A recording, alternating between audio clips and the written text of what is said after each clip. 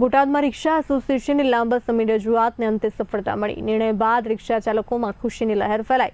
Association દ્વારા મીઠાઈ વહેંચી ઉજવણી કરાઈ હતી। શહેરમાં ચાલતી અનેક સિટી બસોના રૂટ બંધ કરાયા। નિર્ણયથી પરિવહન વ્યવસ્થામાં ફેરફાર જોવા મળ્યો। સ્થાનિક સ્તરે આ મુદ્દો ચર્ચાનો વિષય બન્યો છે। બોટાદ રિક્ષા એસોસિએશન દિલીપભાઈ મહારાજ।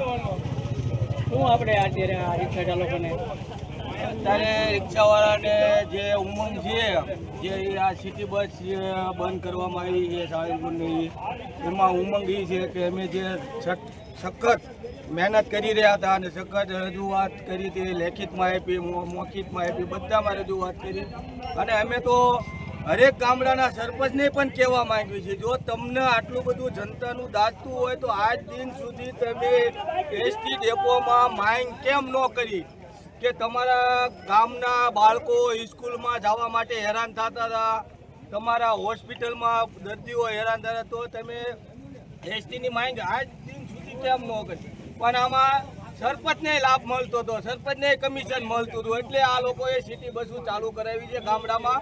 બાકી આમાં કોઈ જનતાને લાભ